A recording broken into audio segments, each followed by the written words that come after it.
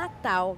Essa é a época do ano em que as famílias se reúnem para comemorar o aniversário mais importante da história desse mundo, o aniversário do nosso Salvador, Jesus Cristo. Nessa época, tudo ao seu redor fica enfeitado e as famílias gostam de estar mais próximas. Encontros e jantares sempre acontecem nessa data e mesmo que tenha havido algum desentendimento, na maior parte das vezes é esquecido em prol do tal espírito natalino.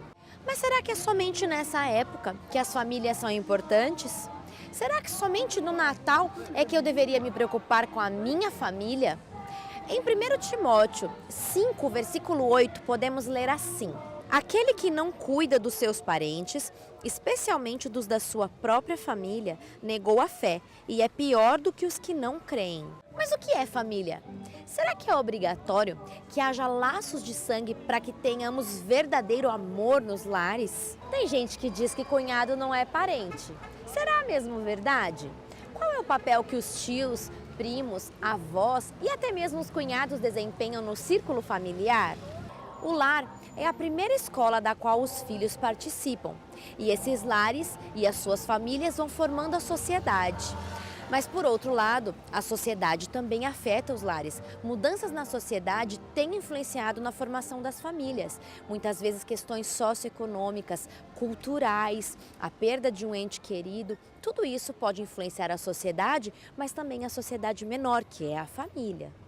E pensando em tudo isso, é que eu te faço uma pergunta. Qual é a importância da sua família? Esse é o tema do programa Vida Mais Viva que começa agora.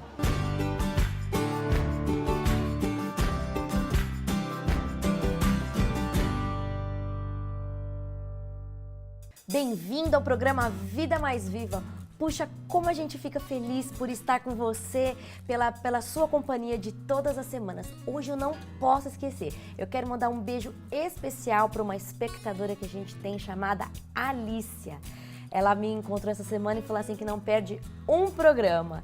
Então, um beijo especial para você, Alícia, para o seu papai e para sua mamãe. Continue assistindo o programa Vida Mais Viva.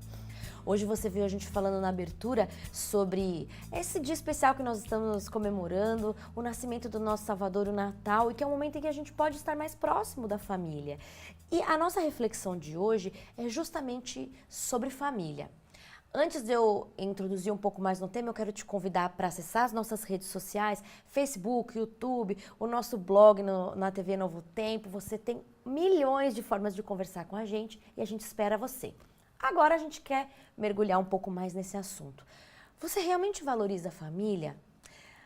Pensa que algum componente é dispensável ou a família para você é uma coisa fundamental? Como é que você vê e como é que você pode solucionar pequenos problemas que podem surgir aí ao longo de uma existência que com certeza é muito longa, né?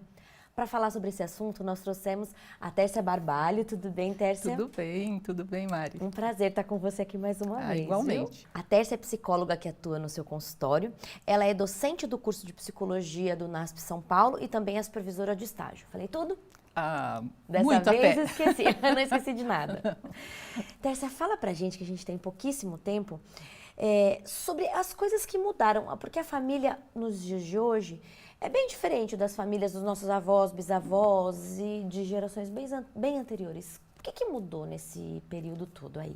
Pensando agora, né, nessa época do Natal, se diz que o Natal é a festa da família. Sim. Então, esse tema de família e os encontros, eles são comemorados e as pessoas se deslocam, às vezes, né, de grandes distâncias para se reunirem em família. Mas as famílias mudaram bastante. Aquela família tradicional, não é, onde até se tiravam aquelas fotos, lembra? Sim, o patriarca pai, e a matriarca sentados, depois todos os filhos e os descendentes ao redor. Isso tem mudado bastante por conta de uma ascensão da mulher no mercado de trabalho. Essa estrutura foi se mudando, não só por conta disso, mas também por isso, não é? A busca pela sobrevivência, a quantidade de filhos. Então, isso tem mudado a configuração familiar. Mas qual a importância, de fato, da família na formação de um indivíduo? É indispensável fazer parte de alguma família? Com certeza é indispensável fazer parte de uma família, porque é na família que a gente se constitui como ente, como ser, como pessoa. E no núcleo familiar é que o indivíduo, né, né, um bebezinho quando nasce, aquela bolinha, né, biológica e com todo um equipamento genético. Mas o que vai fazer isso se desenvolver vai ser a família. E as famílias não são iguais, as famílias têm as suas características, mas é indispensável que o ser humano se desenvolva num núcleo familiar. Senão ele vai ter muita dificuldade de se constituir. Muitas pessoas que podem estar nos assistindo têm famílias que têm problemas, que às vezes tem só o pai ou só a mãe. Muita gente cresce em abrigos porque alguma coisa aconteceu na sua vida. Eu queria que você mencionasse, então, quais prejuízos o viver ou crescer numa família desestruturada pode acarretar. Olha, Mara, eu vou começar tentando dizer um pouquinho do que se tem, entre aspas, de um referencial, tá? Eu não diria modelo, mas um referencial. Então, seria importante, inclusive por conta dos papéis. Dentro da família, cada ser, cada indivíduo tem papéis ótimo. Definidos. Então, partindo do modelo de que se precisaria ter um pai, um provedor, alguém que promovesse a segurança, a proteção, o sustento do lar. Uma mãe, não é, que seja responsável pelo alimento, pelo aconchego, pelo carinho, pela casa, por deixar aquele ninho aconchegante, tá? Os filhos, estou dizendo no plural, tá? Os filhos para completar esta família e nessa dinâmica, então, o indivíduo se desenvolve. Mas, como já dissemos anteriormente, essa configuração tem sido mudada. Né? Então, sempre haverá algum tipo de prejuízo se ficar muito distante desse modelo. Tá? Eu disse que antes não era modelo, mas dessa referência. Uhum. Tá? É lógico que se uma criança, por exemplo, que foi para um abrigo porque foi abandonada ou porque a família básica dela não tinha condições de cuidar dela, ou por violência ou por agressão, para onde ela for, e se não tiver aquela condição tão precária anteriormente, tudo vai ser um ganho. Mas nunca é a mesma coisa.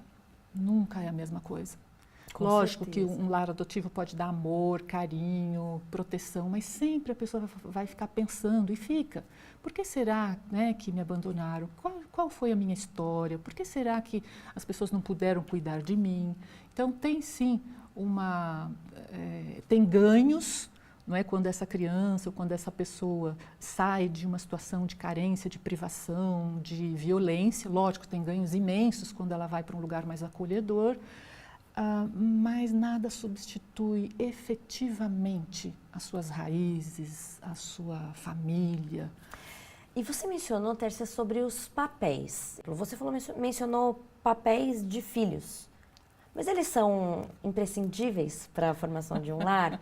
Você mencionou papéis pai e mãe, e avós, tios, cunhados. Dizem que cunhado nem é parente, mas... É um agregado. Quais são os papéis desses componentes familiares? Pode falar primeiro dos filhos e depois do restante. Tá. Quando eu falei do papel de pai provedor e de que mãe cuida da casa, realmente isso era uma referência anterior. Mas hoje em dia, a mãe trabalha. Exatamente. Então, com a ascensão dessa mulher no mercado de trabalho, muitas vezes, ela é que é a provedora.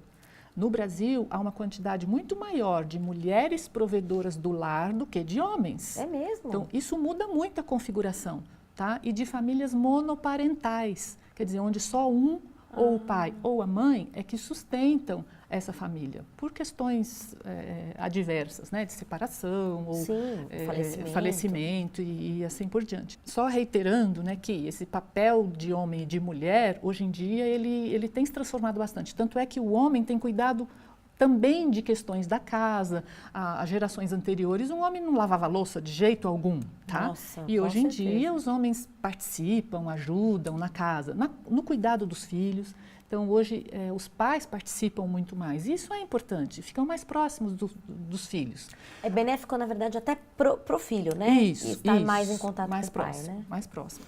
E os filhos, eles completam, não é? É como se tivesse um ciclo a ser seguido, e os filhos, eles compõem realmente uma família. ter tios, ter avós, conviver com eles, primos, irmãos. A primeira escola da sociedade de um indivíduo é a escola da família. Então, os irmãos, né, a convivência com os irmãos, volto a dizer, irmãos no plural, é extremamente importante. Filhos únicos, eles... Fala sobre isso um pouquinho, então, ótimo. os filhos únicos, que hoje em dia estão sendo a maioria em vários tipos de sociedade configurada por essas famílias, esse filho único, por mais que ele vá para a escolinha, que ele conviva com outras crianças, é diferente de ter um irmão ou uma irmã, ou mais até. Se a gente conversa com famílias que tinham um número maior de filhos, há boas lembranças, não é? E lembranças muito significativas da convivência com os irmãos. E também depois com os tios, não é? Fortalecem-se os laços, se tem uma sensação de mais apoio, de mais conforto.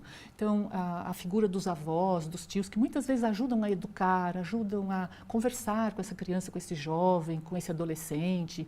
Então, é um ninho muito acolhedor, né? Esses outros elementos da família. Com certeza. E aí você ficou falando e eu fiquei pensando que algumas famílias, o elemento que cuida efetivamente é uma avó, um avô, às vezes um tio ou uma babá. Quaisquer uma pode cumprir esses papéis familiares ou o papel da mãe é insubstituível? Ou, sei lá, uma tia, uma avó, uma babá, uma professora pode substituir o lugar da mãe, o pai e daí por diante? Mari, muito interessante a sua pergunta, porque a gente vê pessoas que são extremamente positivas, né, na criação, na educação de uma criança.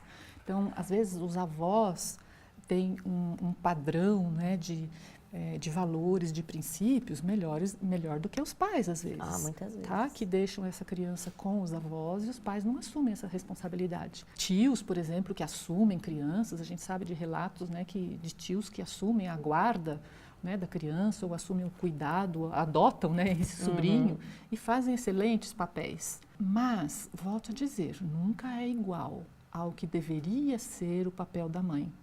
Agora, se é uma mãe ou um pai que são inadequados, então, lógico que uma outra figura mais positiva, mais acolhedora... Aí, quer dizer, é a questão da gente pesar o prejuízo e o benefício, né? Isso. Às vezes, sempre que possível, a mãe é a melhor pessoa, a mãe e o pai são os melhores, mais indicados para poder estar com os filhos. Mas às vezes esse contato não é benéfico. Isso. Ou aí tem que se pesar, né? Sim. Existe uma frase, né, muito popular que se diz assim, que a fruta não cai longe do pé. Eu queria que você mencionasse até que ponto isso é verdade. Porque assim, significa então que se eu tenho uma família toda perfeitinha, paizinho, mãezinha, que deram atenção pro filhinho... Isso significa que o filho certamente vai ser bom, maravilhoso, um filho exemplar. E, por outro lado, uma família que é totalmente desestruturada. Às vezes também tem o pai e a mãe, mas uma confusão danada. Isso quer dizer que necessariamente a criança vai ter problemas, os filhos ou os descendentes vão sair todos com dificuldades, problemas de aceitação. Isso é verdade mesmo? Olha, Mari, quando a gente fala de fruta, é fruta. Quando a gente fala de pessoas, no genérico, às vezes pode ter semelhança, sim.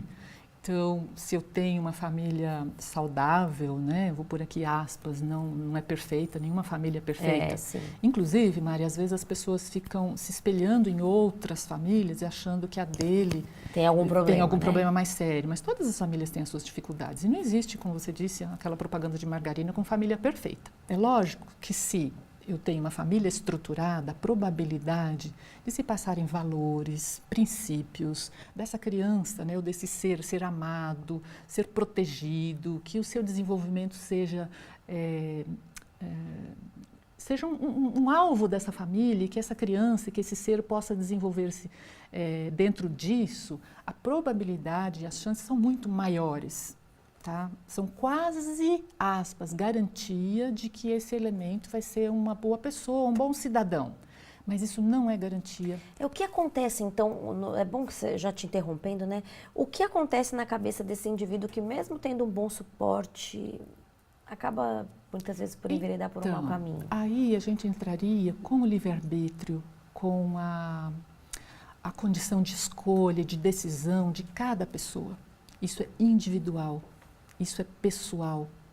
Nem Deus nos obriga ou determina esse tipo de escolha. Mostra-se o caminho, mas deixa-se a pessoa decidir. Não estou dizendo de deixar crianças, bebês, adolescentes fazerem escolhas totais, porque ainda não está na hora. Claro, você deve desenvolver na criança a capacidade de escolha, mas tem que ter limites, né? Isso. E ao mesmo tempo, Mari, às vezes de lares tão desestruturados, de condições de privação extremas, pode se desenvolver uma pérola, se desenvolve um lírio às vezes, né, num pântano. Então, essa é a beleza, né, do ser humano, que ele pode, né, crescer, brotar e assim tornar-se uma pessoa maravilhosa. Disse, fruta é fruta, gente é gente. É claro, existe a questão genética, existe a questão comportamental, mas para você que está nos assistindo, a mensagem é a seguinte: não é porque você está nos assistindo e pensa, puxa, mas eu estou crescendo num lar com tantos problemas, ou eu cresci numa família que não foi, como a gente falou lá, o comercial de margarina.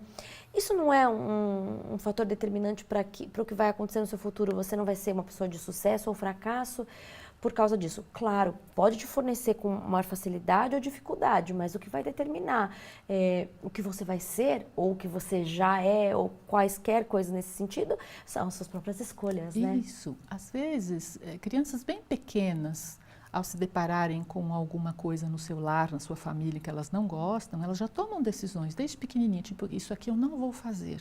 Olha que graça. Tá? Pequenininhas. E já começa... na verdade, nem que seja para ter um exemplo a não ser seguido, né? Isso. E agora eu gostaria que você falasse, Tércia, como a gente pode fazer para as pessoas que estão nos acompanhando, uma vez que a gente está assistindo e chegou à conclusão de que, poxa, meu lar tem vários problemas. Como eu posso fazer para minimizar esses males, para minimizar... Porque, assim, uma vez que a nossa história não é estanque, a gente pode chegar à conclusão de que tem alguma coisa que precisa ser mudada e tomar decisão. Como é que a gente faz essa mudança? Então, tem um conceito que fala sobre o conceito de familidade. Então, o que toca em um afeta todos os outros elementos. Então, eu posso começar em mim, promover alguma alteração positiva. Então, eu precisaria, o indivíduo, né, ter um pouco de percepção de quais são as dificuldades ou as fragilidades daquela família e ter uma espécie de aceitação. Não significa conformismo, mas é enxergar e se deparar com aquelas fragilidades. E o que se pode fazer em relação a isso? Então, eu posso tentar melhorar algumas coisas, tá? No meu papel, sendo mais tolerante, mais paciente, compreendendo o momento ou as dificuldades do outro. Então, a família, ela propicia nesse núcleo a possibilidade dessa melhora, desse crescimento. E estamos falando muitas vezes, né, de que as famílias não são perfeitas. Então, se a gente aprende a tolerar aquele tio que tem aquela característica, o irmão que é mais nervosinho, o outro que é mais calmo, o outro que é mais, né, intempestivo, a outra que adora cozinhar. Então, a soma de todas essas características são ensinamentos para a gente e para a vida. Eu posso contribuir sendo o melhor eu que eu puder dentro da família. Uma vez que eu faço parte Uma vez que eu faço parte. Então, se eu, como filha, posso ser um pouco mais tolerante, né, com meus pais, se eu, como neta, respeito mais os meus avós, se eu, como irmã, contribuo, acolho com os meus irmãos. Os meus irmãos, Isso, né? eu posso ter papéis... eu posso ter uma influência positiva e se cada um melhorar um pouquinho, olha só a somatória de tudo isso. Você mencionou essa questão da tolerância que eu acho fundamental, né? Normalmente nessa época de fim de ano a gente desenvolve um pouquinho mais, né? Porque às vezes brigou um pouquinho durante o ano com os familiares, mas fala, é Natal, eu vou suportar um pouco, vamos lá, eu vou fazer andar essa segunda milha, mas... Que tal se a gente fizesse, exercesse essa tolerância realmente durante o ano também, né? Não esperasse só essa data para tolerar. Então, né? Às vezes, né, na experiência que a gente tem de consultório, às vezes a gente passa uns 2, 3 meses antes do Natal, trabalhando com as pessoas para elas enfrentarem o Natal, porque trazem essas angústias, essas mágoas, essas questões mal resolvidas e que elas terão que enfrentar ali naquela mesa da ceia, tá? Onde todos se encontram. Cara a cara. Cara a cara, né? E onde todos esses conflitos emergem. Depois que passa o Natal, a gente fica tratando do que aconteceu nesses encontros, tá? Então, é possível, tá, que isso seja favorecido com a tolerância, com o respeito, não é? Com deixar as mágoas para trás. Imaginemos que se no dia de Natal ou se nessa época fosse a última vez que você estivesse passando por isso, Puxa, se fosse nem o seu fala. último Natal, como você trataria aquela pessoa mais difícil, como você lidaria com a pessoa que não te perdoou, como você lidaria com a pessoa que te magoa. Então, se a gente pudesse fazer essa reflexão, Com isso certeza. poderia nos ajudar bastante a ter uma festa de Natal em família, porque o Natal é a festa da família. Que a gente possa aproveitar então essa oportunidade para refletir nesses assuntos, né? Isso. É verdade? E que a gente termine num grande abraço. É isso mesmo. Obrigada, Tércia. O tempo voou. Foi rápido demais. Eu te agradeço por ter estado conosco, dando o seu tempo e conhecimento, viu? Muito obrigada. E eu desejo a você e a sua família um excelente Natal. Muito obrigada, Mari, para você também. E eu agradeço pelo que eu sou a minha família. E já aproveito também esse gancho aqui da Tércia para dizer exatamente a mesma coisa. Um primeiro agradecimento a Deus e à minha família, porque tudo que a gente é, bem ou mal, com defeitos, o que quer que seja, é a minha família. Eu agradeço também a você que ficou conosco e desejo, em nome do programa Vida Mais Viva, um excelente Natal a você e a sua família. E lembre-se, pode ser até que você pertença a uma família que não é de sangue, mas que você lembre que esses laços é o que Deus planejou para você quando te colocou nesse mundo. Ele te colocou numa família e que você possa valorizar esse presente. Fique com Deus e até a semana que vem.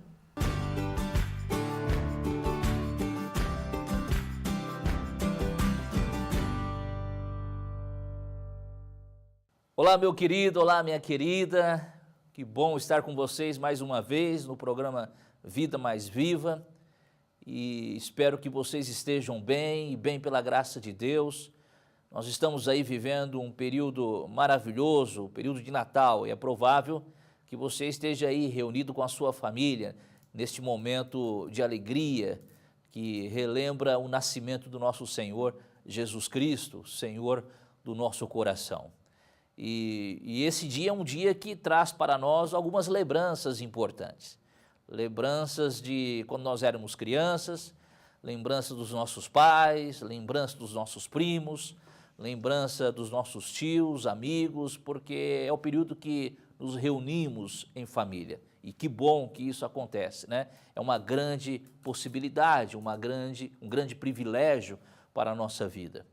E o que a palavra de Deus fala a respeito do Natal, desta comemoração do nascimento do nosso Senhor e Salvador Jesus Cristo? Nós vamos ler o que está na palavra do Senhor em Lucas, capítulo 2, o versículo 6 e o versículo 7, e veja o que está escrito na palavra de Deus.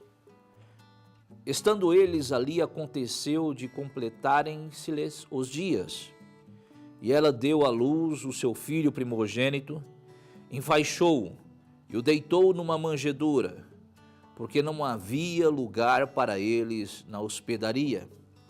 O que nós vemos nesse texto bíblico? Que lições preciosas nós tiramos nesse texto a respeito do Natal? Observe que o texto está falando de uma família aqui, a família de Jesus Cristo, Maria, José e Jesus. E esta família, ela representa todas as famílias da terra. Representa você, a sua família, que hoje está aí reunida, participando desse período natalino. Representa a minha família. Todas as famílias da terra são representadas pela família de Jesus Cristo. Isso traz lições preciosas para nós, lições de comemorações desta festa familiar do nascimento de Cristo na nossa vida. E uma lição que me chama muita atenção para a família é que este Jesus, este menino que nasce, ele se reveste de roupagem humana. Diz a palavra de Deus, nos ensina a palavra do Senhor, que Maria ficou grávida do Espírito Santo e ela deu à luz a Jesus, o Salvador do mundo. Jesus vestiu a carne humana, andou como nós andamos, passou pelos percalços que nós passamos, mas a Bíblia nos ensina que Jesus jamais pecou, ele foi perfeito em todas as coisas.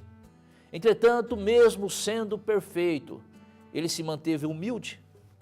O seu coração era para o próximo, o seu coração era para a família, para todas as famílias da terra. Isto nos ensina que este processo de humildade deve prevalecer na família. Hoje nós estamos reunidos, ou participando deste período natalino, e é um período de festa, de alegria, de comemoração, mas depois passa isso, e voltamos para o nosso dia a dia, para o nosso trabalho, para os nossos afazeres, e parece que nos esquecemos de tudo aquilo que aconteceu naquele período, onde a família se reuniu. Por isso, meu querido, minha querida, que este momento de alegria familiar, de humildade familiar, de abraço, de beijo, de carinho, permaneça na sua família. Que seja constante na família que Deus lhe deu, que você ame cada dia mais, que você curta cada dia mais, mas para que isto aconteça, Jesus precisa estar presente na sua família.